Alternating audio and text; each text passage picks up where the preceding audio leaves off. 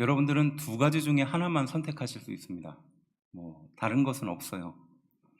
두 가지 중에 하나만 선택하실 수 있는데요. 첫 번째, 큰 축복을 받고요. 또 함께 큰 고난도 함께 받습니다. 두 번째, 작은 축복을 받고요. 그리고 또 작은 고난도 함께 받습니다. 여러분들이라면 어느 것을 선택하시겠습니까? 어차피 인생 한 방이니까 큰 고난도 받고 또 큰 축복도 함께 받아야지, 이런 분도 있을 것이고, 또 어떤 분은 뭐가 그렇게 중요하냐, 큰 고난 큰 축복 필요 없다, 자기는 그냥 작은 축복 그 다음에 작은 고난 이렇게 겪으면서 그렇게 가늘고 길게 살겠다, 이렇게 생각하시는 분도 있으리라 생각합니다. 특별히 이 욥을 우리가 묵상할 때 생각하게 되는 내용들이에요. 욥처럼 이런 고난을 내가 만일에 당했다면 나는 그것을 감당할 수 있을까? 내가 그것을 이해하고 욥처럼 이러한 믿음을 끝까지 붙들 수 있을까? 생각하게 되는 내용이죠. 욥은 고난과 회복을 상징합니다. 모두를 잃었지만 낙심하지 않고 범죄하지 않았습니다. 그리고 하나님을 떠나지 않고 하나님을 저주하지 않았죠. 결과적으로 이 욥은 이전보다 더 큰 축복을 받게 됩니다. 이게 우리가 알고 있는 욥에 대한 전체적인 이해예요. 그런데 만일에 욥이 그러한 인생을 살았다가 마지막에 큰 축복을 받지 못했다면 어떨까요? 앞선 이런 내용이 아무런 의미가 없죠. 욥의 고난도 아무런 의미가 없습니다. 그래서 우리는 아닌 척하지만 사실은 욥의 그 뒷부분에 관심이 많아요. 욥이 그 전에 누렸던 축복을 반드시 회복하거나 그보다 더 많은 축복을 받았어야 한다라고 생각하는 경향이 사실 있습니다. 앞서도 말했지만 큰 축복을 받고요, 큰 고난을 받으면 그 높이 차이가 더 크겠죠. 상대적으로 약간의 축복과 약간의 고난을 생각해 보면 우리는 후자 쪽에 좀 가까운 선택을 하게 됩니다. 이것은 무엇입니까? 축복이라는 결과만 놓고 생각했을 때 그렇다는 거예요. 욥의 과정에 대해서 욥이 어떠한 것을 고뇌하고 욥의 친구들과 어떠한 대화를 나눴는가에 대한 관심은 없고 우리는 항상 그 뒤에 축복에만 관심이 있는 거예요. 축복이 없으면, 이전보다 그 모든 것을 커버할 만한 축복이 없으면 욥의 고난도 의미가 없으며 욥의 신앙도 의미가 없다라고 생각하기 때문인 겁니다. 오해죠. 더불어서 우리는 이 욥을 읽을 때 이런 생각을 하게 됩니다. 왜 욥은 잘못이 없음에도 이런 고난을 받았는가라는 거예요. 욥은 의인이었습니다. 그런데 왜 이런 고난을 당했는가라는 질문이에요. 사단이 하나님께 호소합니다. 욥이 저렇게 순전한 마음을 갖는 것은, 하나님을 떠나지 않는 것은 하나님이 주신 축복 때문입니다. 그러니까 그 축복이 없어지면 곧 하나님을 저주하고 떠날 것입니다 라고 말하며 하나님께 도전합니다. 한마디로 말하면 욥은 축복 때문이지 결코 의인이 될 수 없다, 이것이 사단의 생각이었던 겁니다. 그런데 여기서 중요한 지점은 하나님이 왜 그 시험을 허락했는가라는 거예요. 하나님은 우리 인생을 잘 알고 계시며 욥의 인생도 잘 알고 있었습니다. 욥이 의로운 사람이라는 것도 알고 있었고 욥이 축복 때문에 하나님을 섬기는 것이 아니라는 것 또한 하나님은 잘 알고 계셨습니다. 그런데 왜 하나님은 바로 이 사단의 도전에 이 시험을 허락하시는가라는 문제예요. 욥은 잘못한 것이 없는데, 욥은 의인인데 하나님은 왜 이 시험을 허락하셨을까? 이 문제에 대한 해답은 참 어려운 질문입니다. 그리고 그에 대한 해답도 참 어렵죠. 우리가 그런 이야기 많이 듣지 않습니까? 교회 열심히 다니면 축복 받아야지. 교회 열심히 다니는데 왜 사업이 안 되고, 왜 싸움도 있으며, 왜 갈등은 해결이 되지 않느냐? 이런 말을 들을 때마다 우리는 참 무력함을 느낍니다. 어떤 것이 하나님의 뜻일까요? 그리고 나에게 오는 이 고난은 무슨 의미일까요? 우리는 인생을 살면서 수많은 고난을 만나지만 이 고난을 어떻게 해석하고 어떻게 받아들이느냐는 참 어려운 문제이기도 하다는 겁니다. 함께 읽은 말씀을 통해서 이 욥이 당한 고난과 또 우리가 당하고 있는 고난을 같이 말씀을 통해서 묵상하고 은혜를 찾는 기회가 되기를 주의 이름으로 축원합니다. 그 첫 번째가 무엇이냐면요, 반항하는 마음과 근심이 있나니라는 말씀입니다. 성경에 반항이라는 말이 들어가는 게 참 의외죠. 근데 이게 욥이 한 말이에요. 반항하는 마음과 근심이 있나니. 우리가 힘든 일로 괴로울 때 더 힘들게 하는 게 뭘까요? 내가 너무 힘들어요. 너무 괴롭습니다. 내가 너무 어려운 고난에 지금 당하고 있어요. 그럴 때 우리를 더 힘들게 하는 게 있어요. 그건 뭘까요? 공감이 없을 때예요. 공감이 없을 때입니다. 난 바깥에서 정말 힘들게 일을 하고 집에 딱 들어왔는데 내가 이렇게 힘들고 어렵게 일하고 들어온 것에 대해서 집안에 누구도 공감해주지 않아요. 그러면 그게 진짜 더 힘든 겁니다. 아내가 아이들을 양육합니다. 아이들을 양육하는 그 자체가 너무 괴롭고 힘들고 스트레스가 될 때가 있거든요. 사람이 늘 좋을 때가 아닐 수가 있는 것처럼. 그런데 남편은 집에 들어와서 아이 보는 게 뭐가 그렇게 힘든 일이야? 라고 말할 때 그때 힘든 거예요. 공감이거든요. 저희 장모님이 예전 얘기인데 밤에 새벽에 갑자기 몸이 안 좋으셔가지고 막 땀을 뻘뻘 흘리고 막 정말로 몸이 갑자기 아프셨대요.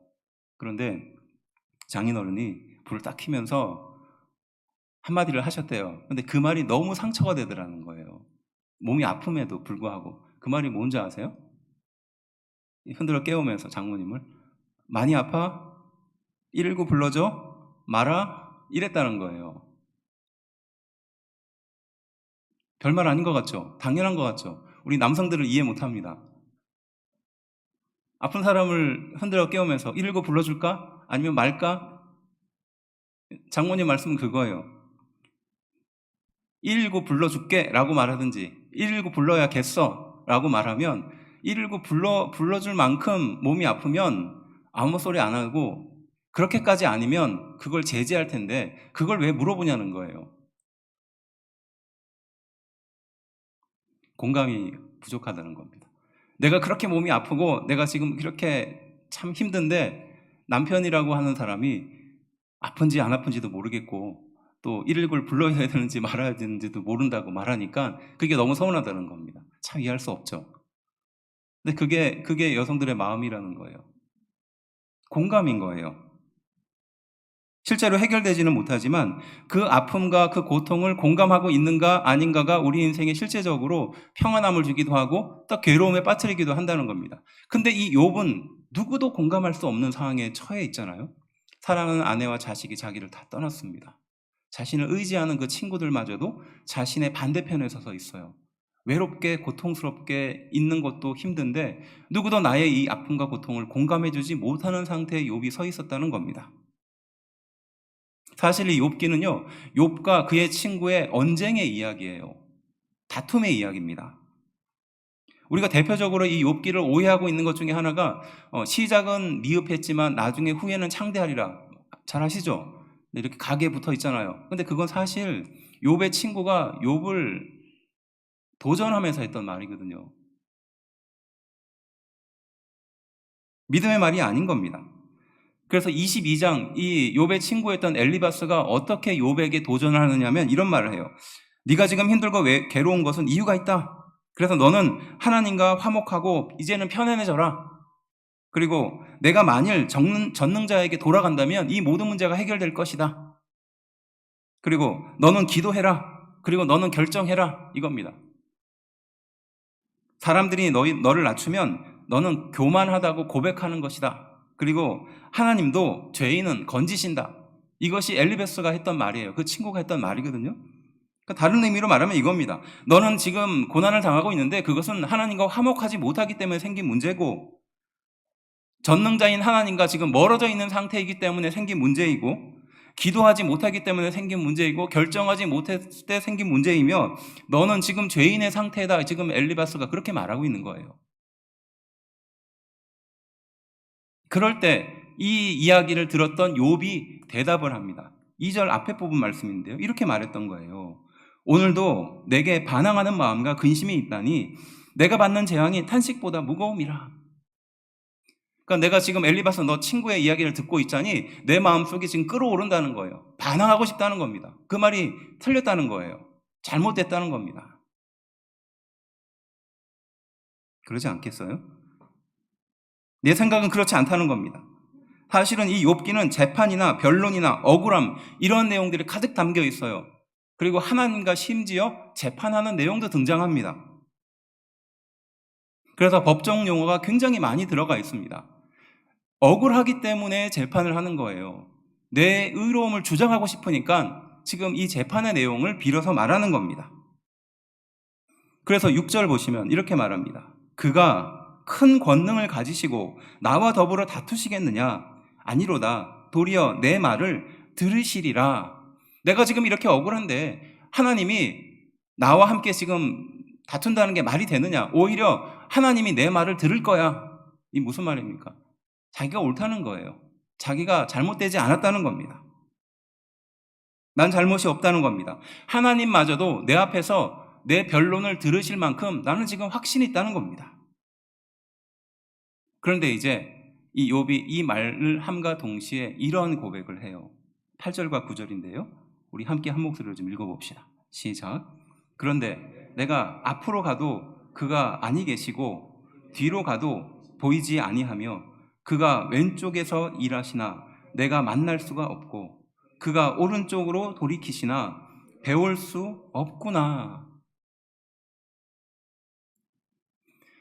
지금 엘리바스가 나를 향하여 이렇게 도전하고 나도 나의 상황을 설명할 수 없는 그런 기가 막힌 상황에 있는데 그나마 유일하게 하나님께 이것을 따지고 호소하고 싶고 하나님과 재판하고 싶은 마음이 가득한 거예요. 이게 지금 욥의 마음이거든요. 주변에 그 누구도 나를 공감해 주는 사람이 없는 상태인데 그래도 지금 이것을 알고 있는 것은 하나님이니까 지금 하나님께 따져먹고 싶다는 겁니다. 그런데 주변을 찾아보니까 하나님이 안 계신 거예요. 앞에도 없고 뒤에도 안 계시고 왼쪽에도 안 계시고 오른쪽에도 안 계시는 겁니다. 우리가 알고 있는 어디에도 계시는 그 하나님이 없다는 거예요.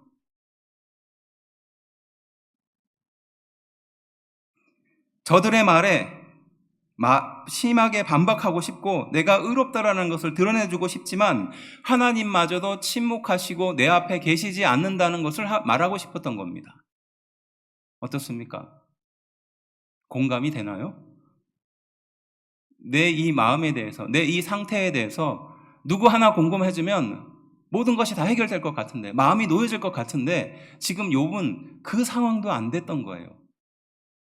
그리고 하나님마저도 지금 내 주변에 없는 것처럼 느끼는 겁니다.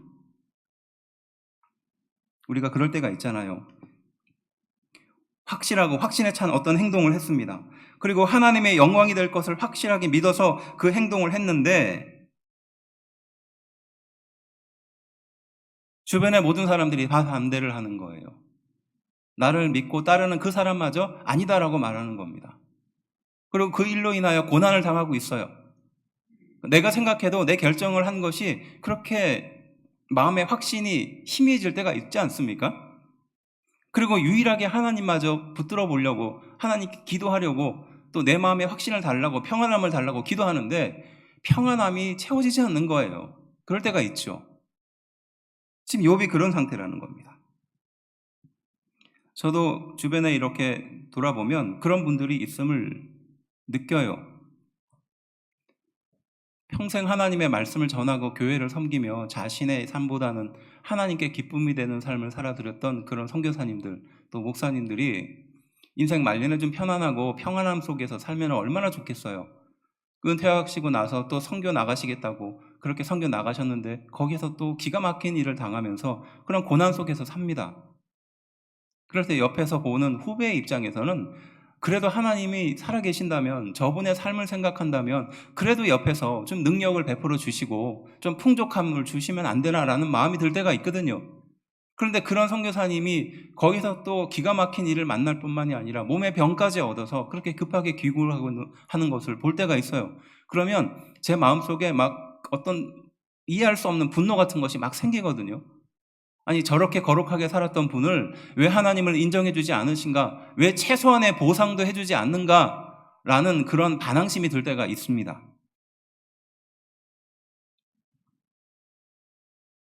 그런데 그런 생각의 뒤편에 이런 생각이 밀려 들어와요. 설명이 되는 것보다 설명이 안 되는 것이 사실은 훨씬 많거든요. 우리가 이해하는 것보다 이해가 안 되는 일들이 훨씬 많습니다. 사실 그렇지 않아요? 모든 것을 설명하고 모든 것을 해석하고 모든 것을 이해하려는 마음이 갖고 있는 일정의 함정이 있다는 겁니다.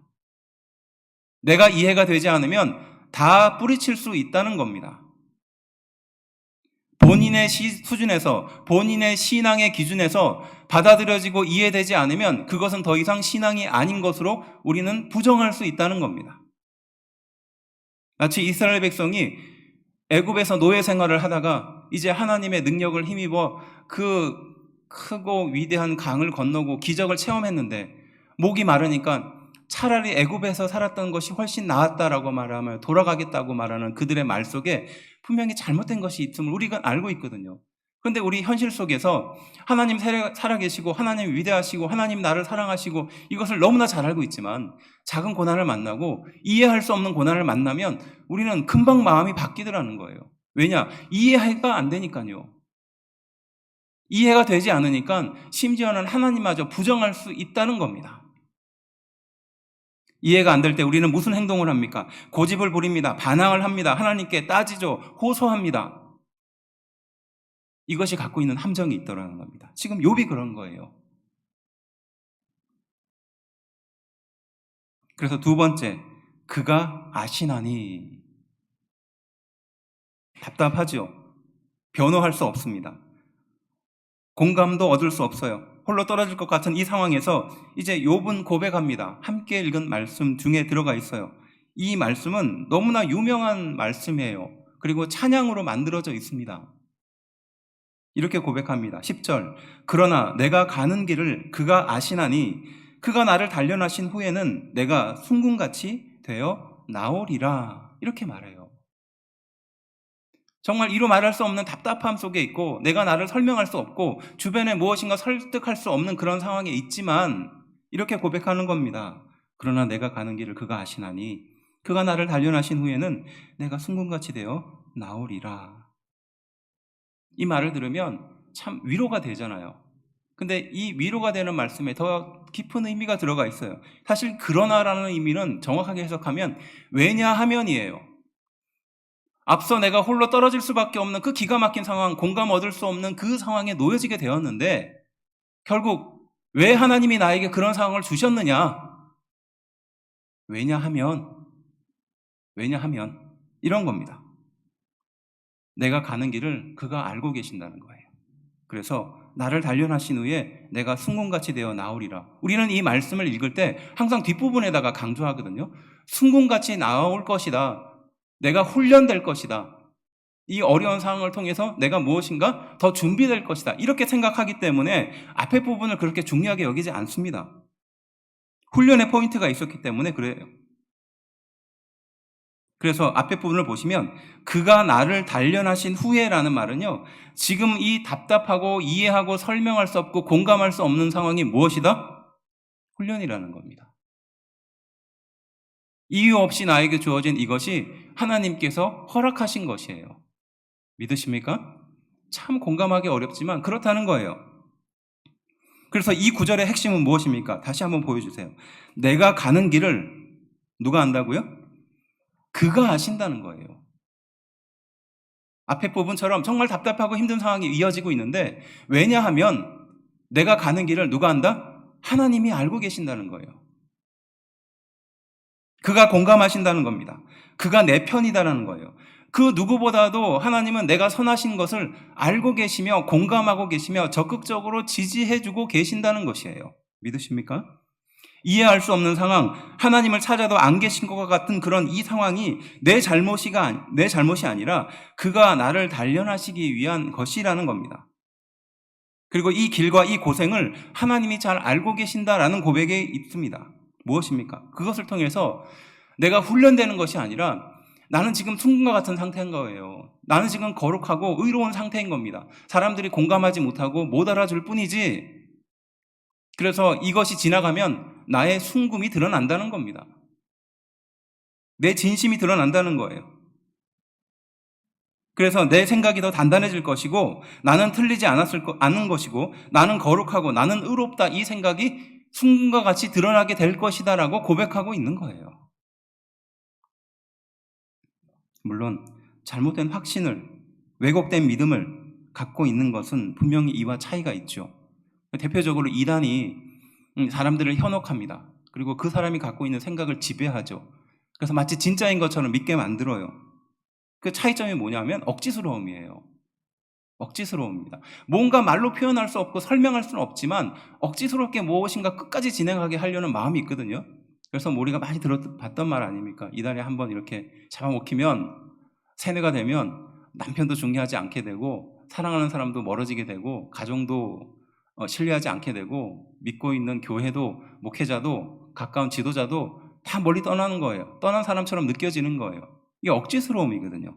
저도 인생을 통해서 이렇게 여러 이단들에 넘어간 분들을 볼 때마다 참으로 안타깝습니다. 제가 섬겼던 교회에서도 여러 명이 그 이단으로 인해서 피해를 받았거든요. 근데 그게 한두 달이 아니라 1년, 2년 굉장히 긴 기간 동안 지속적으로 그런 세뇌를 당했던 것 같아요. 그래서 마침내 밝혀졌습니다. 꽤 많은 가정이 그 이단의 계략에 넘어갔던 거예요.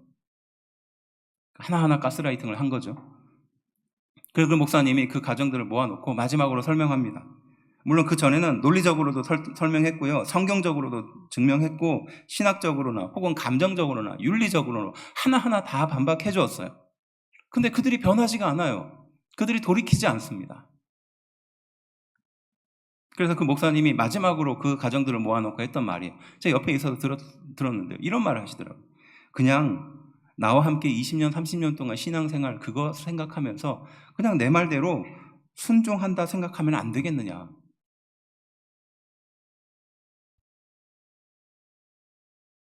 결국 그 말을 듣고 한 가정을 빼고 나머지 가정은 다시 원래 갔던 그 길대로 갑니다. 그래서 그 한 가정만 남고 나머지 가정들은 그 이단의 게임에 넘어가서 결국 교회를 떠났어요. 그걸 보면서 이게 참 설득이 안 되는 거구나. 말로 해서는 안 되는 거구나. 이 억지스러움이 있는 거예요.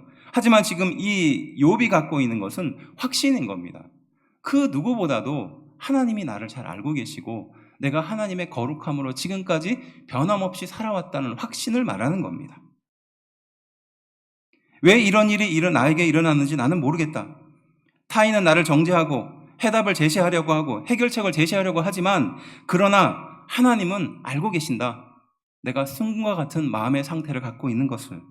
곧 내 의를 알고 계시고 이해하시는 분은 하나님이시다. 그래서 이 확신이 순금처럼 더 확실하게 질 것이다.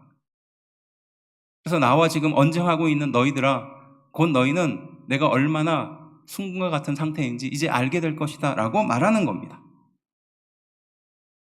이해되지 않지만 하나님에 대한 이해가 먼저라는 뜻이에요. 참 말이 안 되는 말이죠. 이 상황이 이해가 되지 않지만 우리는 하나님에 대한 이해가 먼저라는 겁니다. 주변 사람은 나의 상황을 이해하지 못합니다. 그리고 그것을 억지로 꿰어 맞추려고 하죠. 그리고 나 또한 그 일에 대한 확신이 없을 때가 많습니다. 그러나 사실은요, 잘 모르는 것이 정답이에요. 잘 모르는 것이 정답입니다. 어떻게 그것을 다 알 수 있겠어요? 어떻게 그것을 100% 내가 다 이해할 수 있겠습니까? 그렇지만 하나님은 내가 지금 걷고 내가 가는 그 길을 알고 계신다는 겁니다. 그리고 디모데후서 4장 7절에서 8절 말씀처럼 주 곧 의로우신 재판장이 그 마지막 순간에 나를 재판하실 것이라고 말하거든요. 지금 세상의 재판이 나를 향하여 사형을 언도내린다 할지라도 이제 그것은 진짜 재판이 아니라는 겁니다. 저 끝에서 나의 인생을 진짜로 판별해 주시고 제대로 판별해 주실 그 주님이 기다리고 계신다라는 말씀인 거예요. 믿으십니까? 결국 우리의 신앙생활은 이것이 목표인 겁니다. 당장 내 눈앞에 보이는 1위 1비가 아니라요. 저 뒤에서 나의 인생을 최종 판단해 주실 그 재판을 향하여 지금 살고 있는 것인 줄로 믿습니다. 그래서 그가 아시나니라는 말을 하는 거예요. 하나님마저 내 옆에 없는 것처럼 느낀다 할지라도 그가 알고 계신다는 거예요. 하나님이 나의 의로움의 보증인이 되신다. 그래서 세 번째, 못하실 일이 없사오며 라는 말입니다. 세 번째 주제, 못하실 일이 없사오며. 이해하기 어렵고 내 편을 들어줄 하나님도 없는 것처럼 느껴질 때 욥이 고백하죠. 하나님이 알고 계신다.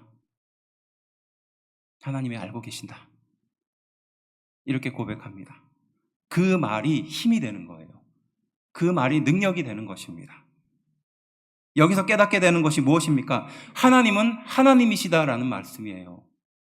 하나님은 하나님이시다라는 뜻입니다. 우리가 하나님을 이해하려고 하나 사실은 우리는 하나님을 이해할 수 없습니다. 하나님은 인간의 이해의 범위 밖에 계시기 때문에 그래요. 만일에 내가 이해한다면 그것은 진정한 하나님이 아닌 것과 마찬가지인 겁니다. 그래서 13절과 14절 말씀 이렇게 말합니다. 함께 읽어볼까요? 시작. 그는 뜻이 일정하시니 누가 능히 돌이키랴. 그의 마음에 하고자 하시는 것이면 그것을 행하시나니 그런즉 내게 작정하신 것을 이루실 것이라. 이런 일이 그에게 많이 있느니라. 아멘. 그러니까 하나님은 그런 분이라는 거예요. 그의 뜻이 일정하고 그리고 그의 뜻을 누가 돌이킬 수 있겠느냐. 그의 마음에 하고자 하시면 행하시는 분이다. 그리고 내게 작정한 것을 반드시 이룰 것이다 라고 지금 욥은 고백하고 있는 겁니다. 그리고 이 뒷부분에 말하고 있죠. 이런 일이 하나님에게 많이 있다는 거예요. 이게 하나님이라는 겁니다. 하나님은 뜻이 있고 행하시며 작정을 이루시는 분이고 하나님은 그런 일이 많이 계신 분이라는 겁니다. 다른 뜻으로 말하면 하나님은 나의 인생을 향하여 그 뜻을 변화시키지 않고 계속해서 그 뜻을 이루어 가실 분이라는 사실이에요. 믿으십니까? 나는 거룩하지 못하지만, 나는 의롭지 못하지만, 나는 하나님의 뜻대로 살 수 없는 상태지만 지금 내 모습을 보니까 도저히 하나님 뜻대로 살 만큼 요만큼도 능력이 없어요. 그런데 하나님은 나를 향하여 계획을 갖고 있는 거예요. 내가 싫다 하고 내가 거부한다 할지라도 결국 하나님은 하나님이 원하는 방향으로 나를 만드시고 다듬으시고 이끌어 주셔서 결국 그 일을 하게 하시는 분이라는 것이에요. 그래서 이 욥기 뒷부분 마지막 결론 부분에 욥이 이렇게 고백하는 겁니다. 42장 2절 주께서는 못하실 일이 없사오며 무슨 계획이든지 못 이루실 것이 없는 줄 안다라고 말하는 거예요. 하나님이 나를 통해서 큰 축복을 주시고 하나님이 나를 통해서 수많은 영혼들을 살릴 수 있는 일을 맡기시고 하나님이 우리 교회를 통해서 더 큰 일들과 더 큰 사명들을 맡겨주실 것을 알고 있지만 우리는 현실에 있는 많은 문제들을 보면서 안 된다, 불가능하다, 미뤄두자라고 생각하거든요. 그런데 우리가 그때 그런 생각을 할 것이 아니라 비록 현실은 이렇지만 현재 내 상황은 이렇지만 나는 힘들고 어렵고 부족하지만 우리는 그것을 할 능력은 없지만 하나님은 결국 이것을 하실 것이라는 믿음을 우리는 가져야 되는 줄로 믿습니다.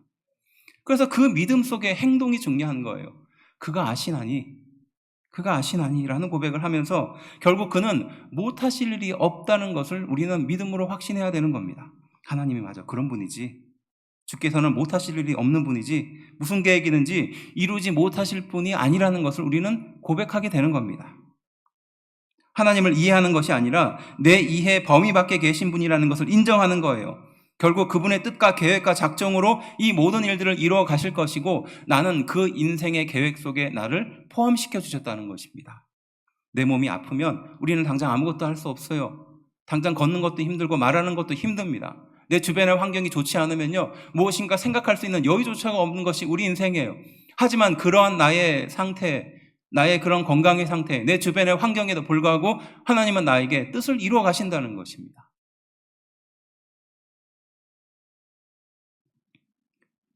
그래서 우리가 괴로운 것은 무엇입니까? 이해가 안 돼서 괴로운 거예요, 사실. 하나님이 내 이해 범위 밖에 있으니까 그게 힘든 겁니다. 내 기도에 작정하고 날짜를 세우고 응답해야 된다고 하나님께 수표를 내밀지만 하나님은 그 수표에 사인을 해주지 않는 것 같은 마음이 드니까 괴롭고 힘든 거예요. 그래서 심지어는 하나님이 나를 미워하시나 내가 하나님께 뭔가 잘못했는가 라는 생각도 하게 되는 겁니다. 억지로 꿰맞추는 거죠. 그래서 42장 5절 이 결론적으로 욥이 이런 고백을 해요. 함께 읽어볼까요? 42장 5절 말씀입니다. 읽어봅시다. 시작. 내가 주께 대하여 귀로 듣기만 하였사오나 이제는 눈으로 주를 배움나이다. 아멘. 무슨 말입니까? 하나님을 이해하고 그 뜻을 내 논리에 설득시키는 것이 귀로 듣는 일이었다면, 내가 이해하려고 하고 내가 이해하려는 범위 내에 늘 하나님을 포함시키려고 했던 내 기도에 하나님을 맞추려고 했던 그 기도가 무엇이었다? 귀로 듣는 것이었다면 하나님은 내게 못하실 일이 없으며 그 계획을 실행하고 작정하고 그분의 뜻대로 할 것이기 때문에 내 이해의 범위를 벗어난 분임을 깨닫게 되는 것이 무엇이다? 눈으로 보는 것이다라는 거예요. 우리는 하나님을 자꾸 귀로 이해하려고 합니다. 근데 사실 하나님은 우리의 이해 범위에 밖에 계시는 분이에요. 그래서 그분은 그분의 계획대로 진행하시고 작정하시고 나의 인생을 만들어 가실 분인 줄로 믿습니다. 내가 싫어하고 미워하고 떠난다 할지라도 바로 거기까지 찾아오셔서 하나님의 나의 인생을 바꾸시고 변화시켜 주실 분이라는 사실이에요. 우리가 그것을 먼저 인정할 때 그것이 바로 이 욥이 말하는 귀로 듣는 하나님이 아니라 눈으로 보는 하나님이라는 겁니다. 우리는 어떻습니까? 안 되는 것부터 먼저 보잖아요. 불가능한 것도 보지 않습니까? 할 수 없는 것부터 보죠. 그래서 가능성 있는 것만 생각합니다. 그리고 가능성 있는 것만 하려고 해요. 하지만 하나님은 그게 중요한 게 아니에요. 우리 인생에 세운 계획이 중요한 겁니다. 그리고 그것을 하나하나 이뤄가는 과정이 중요한 거예요. 거기에는 내 건강도 중요한 게 아니고요. 내 재산도 중요한 것이 아니고 내 관계도 중요한 것이 아닙니다. 하나님의 계획과 관계만 중요한 것이죠. 에베소서 1장 11절은 그래서 우리에게 이렇게 교훈합니다. 모든 일을 그의 뜻의 결정대로 일하시는 이의 계획을 따라 우리가 예정을 입어 그 안에서 기업이 되었으니, 모든 일을 그의 뜻의 결정대로 일하시는 이의 계획을 따라서 우리가 예정을 입었고 그 안에서 하나님의 기업이 되었다는 거예요. 이 모든 것이 하나님의 계획 안에 있다라고 고백하는 겁니다. 그리고 고린도전서 2장 9절인데요. 이렇게 말합니다. 기록된 바 하나님이 자기를 사랑하는 자들을 위하여 예비하신 모든 것은 눈으로 보지 못하고 귀로 듣지 못하고 사람의 마음으로 생각하지 못하였다 함과 같으리라. 아멘. 그렇지 않습니까? 사실 하나님이 자기를 사랑해서 예비하신 그 모든 일들은 우리는 사실 눈으로도 잘 깨닫지 못하고요, 듣지도 잘 못하고 사람의 마음으로 도저히 예상할 수 없고 상상할 수 없는 상태라는 것이에요. 이것이 하나님의 뜻이라는 겁니다. 그래서 예레미야 29장 11절인데요. 우리 함께 한 목소리로 좀 읽어볼까요? 읽어봅시다. 시작. 여호와의 말씀이니라. 너희를 향한 나의 생각을 내가 아나니 평안이요 재앙이 아니니라. 너희에게 미래와 희망을 주는 것이니라. 아멘. 참 희망적이죠. 이 말씀 들으면 굉장히 뭔가 일 잘 될 것 같지 않습니까? 뭐 잘 풀릴 것 같고 뭐 하던 일도 다 성공할 거, 그렇죠. 근데 사실 이 말씀을 하고 있던 상황이 언제냐? 이스라엘 백성들 나라가 싹 망하고 고위층들은 다 죽고 어린이들과 노인들도 거의 죽고, 그리고 그나마 힘 있는 사람들 싹 끌려가지고 저 멀리 바벨론까지 끌려가고 난 뒤에 거기서 노예 생활했을 때 하나님이 주신 말씀이에요.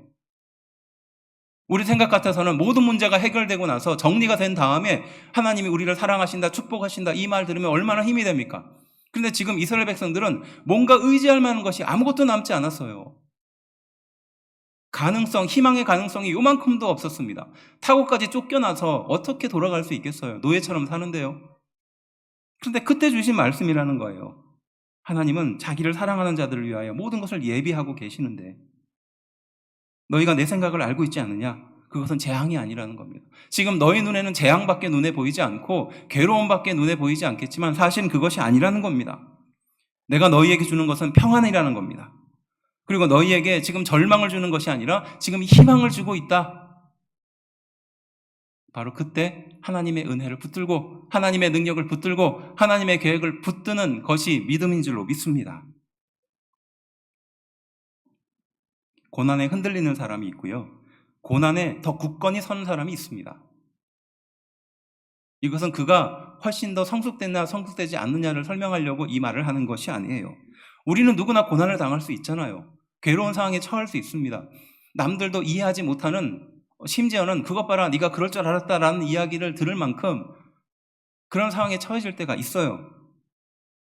하지만 그런 상황에 처했을 때 흔들리는 사람이 있지만 반대로 더 굳건히 서는 사람이 있거든요. 지금 욥이 바로 그 후자에 해당되는 겁니다. 축복을 받아서 하나님이 나에게 결국 축복을 줄 것이라는 것을 믿기 때문에 이 욥이 이 고난을 힘들게 견디는 것이 아니라는 거예요. 욥은 지금 이 고난에도 불구하고 누구도 나를 인정해 주지 않는 상황에도 불구하고 더 굳건히 설 수 있었던 겁니다. 욥도 사실은 이 고난의 원인과 과정을 다 이해하지 못했습니다. 여기서 중심은 다 이해하지 못했다는 사실이에요. 욥이 이 모든 상황을 다 이해했다면 얼마나 좋았을까요? 결국 하나님이 나를 축복하실 것이야 이것만 붙들고 있었다면 이렇게 힘들지 않았을 겁니다. 하지만 욥조차도 다 이해하지 못한 상황에 처했던 거예요. 그래서 그 고난을 오히려 믿음의 확신의 땔감으로 삼았던 겁니다. 자신의 신앙의 기초로 삼았던 거예요. 내가 이해할 수 있는 것이 하나님이 아니지. 내가 이해하려고 발버둥 치는 그게 오히려 나를 더 괴롭히고 힘들게 했지. 하지만 나는 거룩하게 살았고 하나님의 의로움 앞에 부끄럽지 않은 인생을 살았어. 그래서 하나님은 이것을 잘 알고 계실 거야. 주변 사람들이 나를 손가락질하고 욕하고 잘못 살았다라고 할지라도 내 확신이 맞아. 결국 이것을 통해서 나는 순금과 같이 나오게 될 거야. 더 큰 축복을 받는 것을 합리화하지 않고 하나님의 계획, 하나님의 하나님 되심을 인정할 거야. 이것이 욥이 말하고 싶었던 고백입니다. 하나님은 그런 사람을 사용하시지 않겠습니까? 하나님은 그런 성도를 쓰시지 않겠어요? 작은 일만 생기면 나 좀 이해시켜 주세요라고 말하고 하나님께 매달리는 사람, 투정하는 사람, 따지는 사람이 아니라 도저히 감당할 수 없는 상황에서도 그 속에서도 이런 믿음의 땔감으로 삼을 수 있는 능력 있는 사람. 그저 축복을 받고 문제가 해결되면서 모든 것이 끝날 것이라 생각하는 것이 아니라 축복도 해결도 결국 과정일 뿐이라는 것을 믿으며 이 과정을 믿음으로 견뎌내겠다. 그리고 오히려 더 숭고한 믿음을 내가 소유하겠다. 그런 믿음을 하나님이 사용하시지 않겠습니까? 저는 그런 사람들이 우리 귀한 교회의 성도가 되기를 주의 이름으로 축원합니다. 그런데 왜 하나님은 왜 이 시험을 욥에게 허락했을까요? 우리가 처음 나누었던 질문이에요. 의인에게 왜 고난이 오는가의 질문을 넘어서 그 고난 속에서 어떻게 하나님의 뜻을 신뢰하고 신앙 고백으로 만들어 더 순결한 믿음으로 지금 이것을 빚고 만들고 있는 욥의 인생을 살펴봐야 되는 줄로 믿습니다. 하나님의 시험의 의도는 무엇일까요? 불타버릴 확신이 아니죠. 순금처럼 남을 확신을 스스로 깨닫고 스스로 보게 하려는 것입니다. 그리고 하나님이 하나님 되심을 인정하게 하려는 것이에요. 나의 인생의 주인은 내가 아니라 하나님이다라는 것을 하나님은 우리 인생에게 보여주고 싶으신 것인 줄로 믿습니다. 바로 그러한 인생을 하나님은 사용하기를 원하십니다. 이것이 하나님의 의도죠. 그리고 예수님이 이 세상에 오신 의도입니다. 그래서 요한복음 10장 27절부터 28절 말씀은 그 예수님의 의도를 깊이 알 수 있는 구절이에요. 우리 함께 한 목소리로 좀 읽어볼까요? 읽어봅시다. 시작. 내 양은 내 음성을 들으며 나는 그들을 알며 그들은 나를 따르느니라. 내가 그들에게 영생을 주노니 영원히 멸망하지 아니할 것이요 또 그물을 내 손에서 그들을 내 손에서 빼앗을 자가 없다는 겁니다. 내 양은 내 음성을 들으며 나 또한 그들을 알며 그들은 나를 따르리라는 것이에요. 믿으십니까? 우리는 하나님의 음성을 알고 하나님의 음성을 따르는 사람들이에요. 예수님의 말씀이 그거죠. 예수님이 말씀을 선포해도 복음을 전해도 그것을 복음으로 듣는 사람도 있었지만 복음으로 듣지 않는 사람들도 있었던 거예요. 그리고 뒷부분에 내가 그들에게 영생을 주노니 나를 따르고 나의 말을 따르는 그들, 나의 양들에게 나는 영생을 줄 것이다 약속하십니다. 그리고 영원히 멸망하지 않을 것이라고 약속하고 계시는 줄로 믿습니다. 그리고 마지막, 그들을 내 손에서 빼앗을 자가 없느니라 라고 고백합니다. 영원히 하나님의 소유에 두겠다라는 말씀이에요. 이것이 예수님의 의도인 줄로 믿습니다. 우리 인생을 향한 의도예요. 우리가 아무리 망하게 될지라도, 아무리 모든 것을 다 포기할 상황이 된다 할지라도 하나님은 우리를 빼앗기고 싶지 않으신 거예요. 결국 우리를 회복하고 하나님의 품 안에 안고 싶으신 것입니다. 이것이 하나님의 의도이며 예수님의 의도인 줄로 믿습니다. 기도하는 어머니가 계셨는데 그 기도하는 어머니는 평생 교회를 위해서 헌신하고 봉사하고 또 수고하고 그렇게 살았던 분입니다. 믿음의 자녀들을 훌륭하게 키워내고 또 귀한 딸도 잘 공부시키고 또 아름다운 가정을 가꾸게 해서 참 교회의 본이 되게 하는 그런 분이셨어요. 새벽 기도회 때도 늘 앞에 나와서 기도하시고 비가 오나 눈이 오나 늘 기도의 자리를 잃지 않고 늘 교회를 사랑하시고 그랬던 분입니다. 근데 그 딸의 가정이 문제가 생기기 시작했습니다. 남편이 직장에서 해고를 당했어요. 아들도 시험을 준비하는데 낙방을 했습니다. 그리고 그 딸도 갑상선암을 앓게 되고 또 수술을 하게 되었죠. 그리고 얼마 지나지 않아서 어머니가 치매에 걸립니다.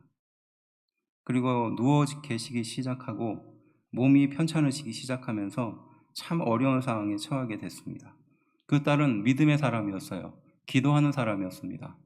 그런데 어느 날부터 이 딸의 마음에 불평과 불만이 생기기 시작했습니다.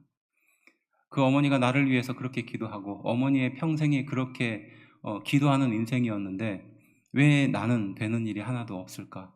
내 신앙은 왜 잘 풀리지 않을까? 내 주변의 환경은 왜 이토록 더 어려운 지경으로 들어가게 될까? 그러니 이분의 마음속에는 불평과 불만이 생기기 시작하는 거죠. 자신의 인생에 대한 후회가 생기기 시작하는 겁니다. 말씀을 들어도 말씀이 은혜가 되지 않아요. 사람들과의 관계도 이제는 재미가 없습니다. 교회 봉사를 해도 기쁨이 사라져 버렸어요. 그래서 이 어머니가 호스피스 요양원에 이제 들어가게 되셨습니다. 딸이 하나밖에 없으니 이 집사님이 딸이 그 호스피스 요양원에 함께 이제 거주하게 되었어요. 2달이 지나고 3달이 지나고 이제 마지막 순간에 가까이 온 겁니다. 어머니는 치매를 앓으면서 하루에도 12번씩 다른 말씀을 하시고 그 마지막 순간에도 참 힘들고 괴로운 행동들을 하셨다는 겁니다. 너무 힘들 때는 그 어머니가 차고 있는 기저귀를 벗겨서 땅에다가 내동댕이 치면서 왜 이렇게 사셔야 했느냐라고 말하며 그 원망을 쏟아냈었던 거예요. 근데 이제 이 어머니가 돌아가시기 직전에 정신이 잠깐 돌아왔다는 거예요. 잠깐 돌아왔는데 그 딸의 얼굴을 보면서 뭐 많은 말도 하지 않았어요. 딱 3마디 하셨답니다. 내가 미안해. 그리고 다 괜찮을 거야. 그리고 행복했어. 이 3마디를 하고 어머니가 천국에 가셨다는 거예요. 딸이 지금까지 가졌던 그 수많은 의문과 괴로움과 고통들, 또 이로 말할 수 없는, 이해될 수 없는 그 상황들이 그 어머니의 3마디에 와르르 무너지더라는 거예요. 참 이해될 수 없고 왜 하나님은 이러신 분인가라는 그 이해할 수 없는 마음이 가득하고 마음에 불만이 가득했던 그 마지막 인생에 왜 어머니를 하나님께서 이렇게 하셨을까라는 그 마음과 불평도 결국 그 어머니의 마지막 3마디, 내가 미안해, 다 괜찮을 거야, 행복했어, 이 3마디에 다 무너지고 다 이해가 되더라는 거예요. 하나님 또한 우리를 향하여 그렇게 말씀하고 계시는 줄로 믿습니다. 우리가 이해할 수 없는 그 상황에 처해졌을 때 하나님 또한 우리에게 그러한 마음과 의도로 말씀하고 계시는 줄로 믿어요. 우리의 신앙은 결국 무엇입니까? 이해할 수 없는 것을 이해하는 것이 신앙입니다. 나보다 크시고 나보다 위대하시며 내가 품을 수 없는 그 하나님을 품는 것이 신앙이 있는 줄로 믿습니다. 그 하나님을 붙들고 내 가슴에 품으며 평생 하나님이 나와 함께 하심을 믿으며 한 걸음 한 걸음 걸어가는 것이 우리의 신앙인 줄로 믿습니다. 오늘 이 말씀을 통해서 다시 한번 굳건히 서며 믿음으로 회복되는 성도가 되기를 주의 이름으로 축원합니다. 기도하겠습니다.